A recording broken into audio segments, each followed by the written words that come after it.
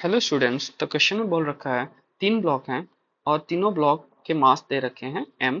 उनको एक साथ रस्सी के साथ बांधा गया है एक फ्रिक्शनलेस टेबल पे और फोर्स F जो है पुल कर रहा है फ्रंट ब्लॉक को। ठीक, तो पूछा गया है कि फर्स्ट और सेकंड ब्लॉक के बीच में टेंशन कितना होगा। तो मान लिया कि एक मास m है। ठीक, इसको कनेक्ट किया गया है एक दूसरे मास m से और इसको फिर से आगे की तरफ कनेक्ट किया एक तीसरे मास m से, और फिर उसके बाद इस पर एक फोर्स लगा रहे हैं आगे की तरफ, कैपिटल फोर्स लगा रहे हैं आगे की तरफ, कैपिटल एफ। ठीक, कैपिटल एफ फोर्स लगा दिया और इसको एक रफ, और इसको क्या रखा गया है, एक हॉरिजॉन्टल सरफेस पे रखा गया है। तो मान लिया कि भाई ये हमारा एक हॉरिजॉन्टल सरफेस है जहाँ पर इन सबको रखा गया है।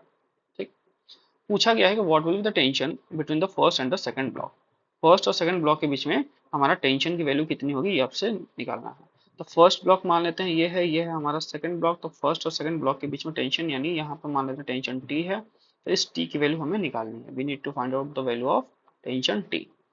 पहली बात कि सारे ब्लॉक एक रस्सी से कनेक्टेड हैं। लाइक यहाँ पर ये रस्सी एक है और फिर यहाँ पर रस्सी एक है, यानी दो डिफरेंट रस्सी से तीनों ब्लॉक कनेक्टेड हैं।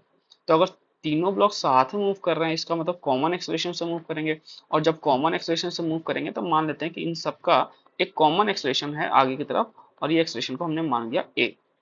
तो जब टोटल कॉमन एक्सेलरेशन लिखते हैं तो क्या लिखते हैं, net force divide by total mass by Newton second law.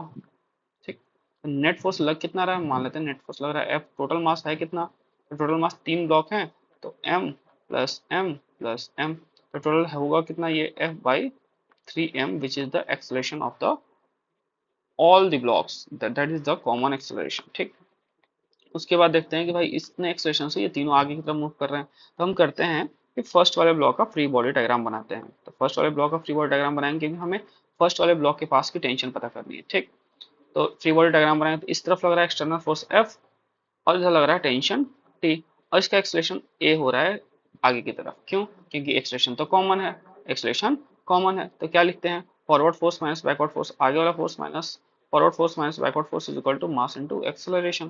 Forward force F है, बैकवर्ड फोर्स टेंशन है, is equal to mass into acceleration. हमें निकालना है कैपिटल F की वैल्यू।